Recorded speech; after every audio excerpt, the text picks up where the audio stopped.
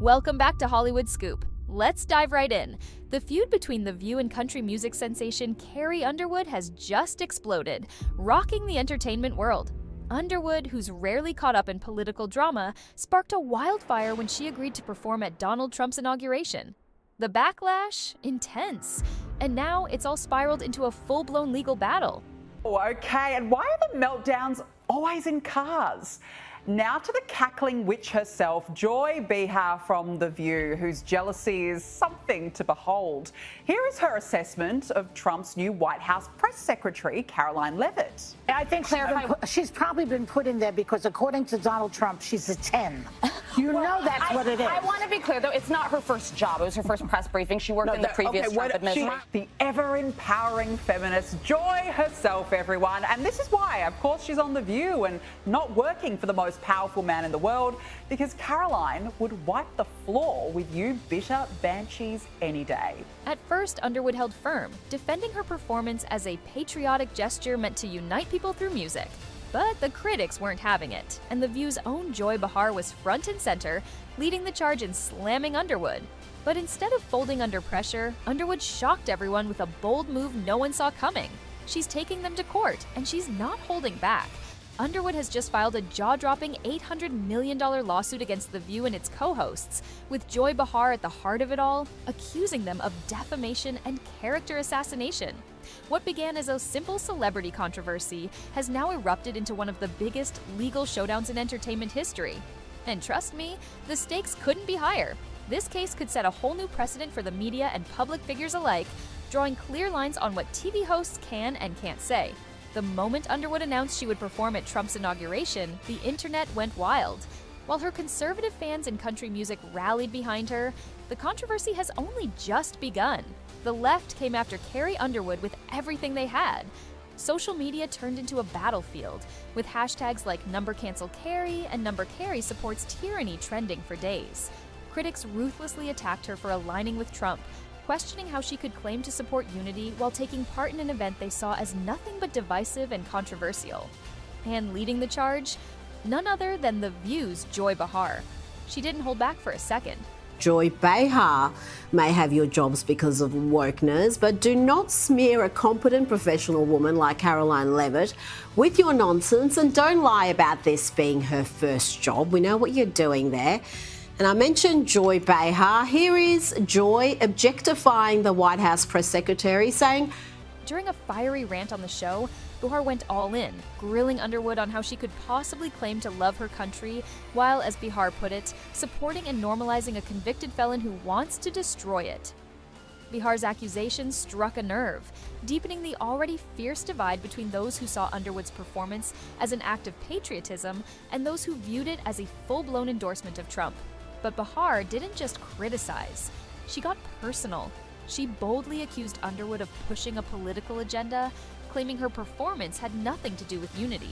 According to Behar, Underwood was completely out of touch with the values of the American people and was simply pandering to Trump's base to advance her own career. And it wasn't just Behar. The entire panel on The View piled on, accusing Underwood of choosing fame over principles. But instead of backing down or issuing a public apology, Underwood did something almost unheard of in Hollywood. She fought back. After a brief silence, Carrie Underwood stunned the industry by announcing she was suing The View for defamation. She argued that the show's reckless commentary had caused irreparable damage to both her career and reputation. Legal experts are in disbelief at the sheer scale of this lawsuit, an $800 million defamation case. Unbelievable. If Underwood wins, it could force major TV networks and talk shows to completely rethink how they discuss public figures. And her legal team isn't backing down. They're adamant that Behar's comments weren't just opinions. They were blatant lies, carefully crafted to destroy Underwood's image and stir up public outrage. Behind the scenes, total chaos. Sources say ABC executives were furious with Behar, blaming her reckless statements for dragging the network straight into a legal nightmare. Rumors spread that Behar was being pressured to apologize, but in true defiant fashion, she refused to back down. Instead of de-escalating the situation, Behar doubled down, boldly insisting she had zero regrets about what she said. She stood firm, claiming she had every right to speak her mind.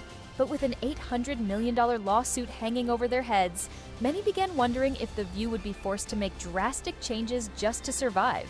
Meanwhile, as the storm raged, Underwood took the stage at Trump's historic inauguration, calm and composed. But just as she began singing "America the Beautiful," disaster struck.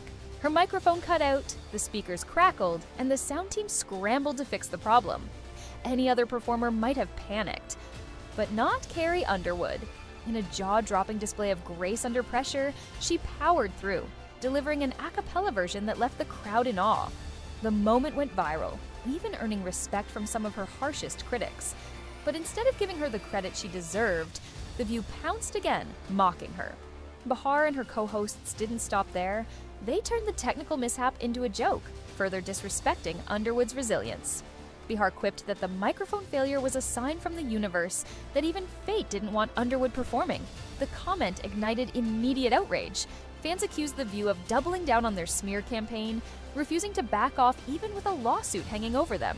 What started as a heated debate had now morphed into a high-stakes battle over media accountability. Underwood's lawsuit isn't just about defending herself, it's a full-on challenge to the unchecked power of media platforms. By standing her ground, she's sending a bold message. Words have consequences. Even powerful talk shows must be held accountable for spreading misinformation and launching character attacks. And trust me, the stakes couldn't be higher. If Underwood wins, it could force major networks like ABC to rein in their hosts and impose stricter guidelines for talk shows. Programs like The View would face intense scrutiny before making bold claims about public figures. But if Underwood loses, it could set a dangerous precedent, one that allows media personalities to make unchecked accusations against celebrities without facing any repercussions. The case has sparked a fierce debate. Is this a crucial step toward media accountability?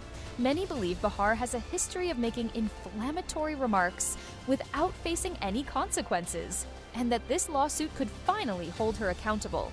But others see it as an attack on free speech. Behar's defenders worry that if Underwood wins, it could stifle open discussion and make journalists afraid to criticize public figures. One thing is crystal clear. This case is about so much more than just Underwood versus Behar. It could completely reshape the media landscape. For better or worse, as this lawsuit progresses, the entire entertainment industry is watching with bated breath. Will this legal showdown force The View to change its approach? Or will it solidify the idea that public figures must accept relentless scrutiny as part of their fame? For Underwood, this battle is about far more than money. It's about standing up for herself and countless other artists who feel they've been unfairly targeted by the media. If she wins, it could embolden other celebrities to take legal action when they believe they've been defamed. This case could set a powerful precedent that forces talk shows and media platforms to think twice before launching baseless attacks, ensuring that public figures aren't crushed under the weight of unfair criticism disguised as political discourse. But if the court rules against her, it could reinforce the chilling notion that public figures must tolerate even the most harmful, damaging statements as an unavoidable part of their public lives. This controversy has peeled back the curtain on the deep divisions within the country, not just politically, but in how the media treats public figures. Some see Underwood's lawsuit as a critical step toward holding media personalities accountable, while others fear it could stifle free speech and make it harder for journalists and commentators to voice their opinions. Regardless of the outcome, one thing is for sure: this case has already had a seismic impact on the entertainment industry. It's ignited heated debates about the responsibilities of media figures, the limits of free speech, and the power dynamics between celebrities and the press. What do you think? Is Carrie Underwood justified in suing The View? Or is this a dangerous attack on free speech? Let us know your thoughts in the comments below.